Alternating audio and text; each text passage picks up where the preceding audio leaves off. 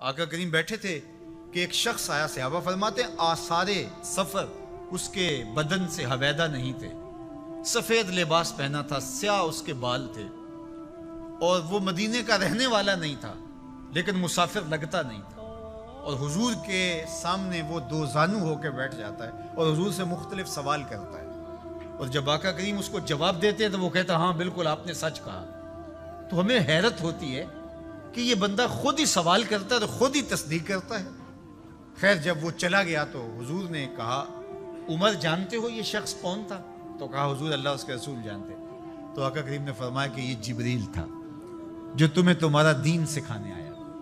تو جبریل نے جو ہمیں دین سکھایا، جو سوال کیا، ان میں سے ایک سوال جبریل نے یہ کیا مل احسان، حضور احسان کیا ہے؟ حضور نے ارشاد فرمایا کہ احسان یہ ہے ان تعبد اللہ کأنک تراہ، احسان یہ ہے کہ اللہ کی عبادت اس طرح کرے کہ گویا تو اسے دیکھ رہا ہے، اس انداز سے اللہ کی عبادت کرے۔ فَإِن لَمْ تَكُنْ تَرَاهُ فَإِنَّهُ يَرَاكَ، اور اگر یہ کیفیت تیری پیدا نہیں ہوتی کہ تو اس کو گویا دیکھ رہا ہے تو اس کیفیت میں ڈوب جا کہ وہ تجھے دیکھ رہا ہے۔ اللہ اکبر۔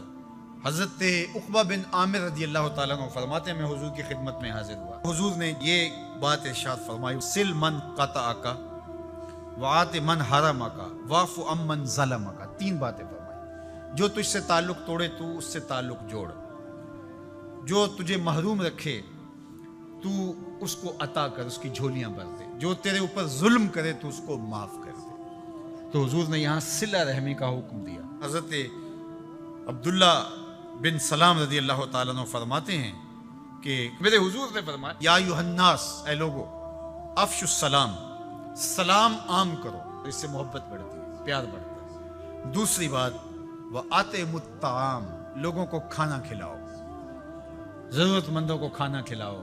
حضرت سیدنا شیخ عبد القادر علیہ رحمہ و رضوان آپ فرماتے ہیں کہ آدھا فقر، غریبوں کو، مسکینوں کو، بھوکوں کو کھانا کھلانا اور ننگوں کو لباس پہنانا، باقی سارا آدھا فقر ہے۔ لوگوں نے سمجھا کہ دربار اونچا ہو تو فقیر بڑا ہوتا ہے، گدڑیاں پہننے سے فقیری ہوتی ہے۔ آدھا فقر، آدھا فقر، بھوکوں کو کھانا کھلانا اور ننگوں کو لباس پہنانا۔ فقیروں کے لنگر اس لیے کبھی بند نہیں ہوئے۔ بلے شاہ بولے اٹ کھڑکے دکڑ وجے تتا ہوئے چلا، آن فقیر کھا کھا جاون راضی ہوئے بلا۔ فقیر اس میں خوش ہوتے ہیں۔ یہ فقیروں کا نظام حضور کی احادیث کا خلاصہ ہے۔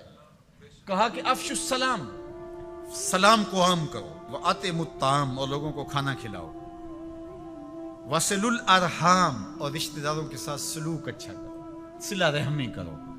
اور چوتھی بات وَصَلُّوا بِاللَّيْلِ وَالنَّامُ نِيَامٌ، لوگ سوئے ہوئے ہوں تم مصلی بچھا لو، لوگ رات کو سو رہے ہوں اور تم اٹھ کے مصلی بچھاؤ، تہجد پڑھو۔ اللہ اکبر۔ اس وقت اللہ کی اتنی رحمتیں بندے پہ برستی ہیں، اگر بندے کو پتہ چل جائے تو سجدے سے ساری نہ اٹھائے۔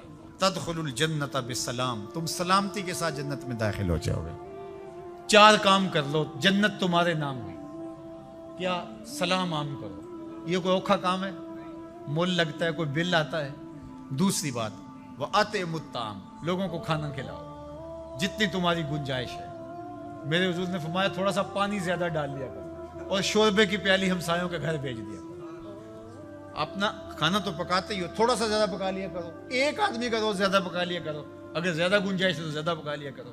تیسری بات وَصِلُوا الْأَرْحَامَ، صلہ رحمی کرو، رشتہ داروں کے ساتھ سلوک اچھا کرو۔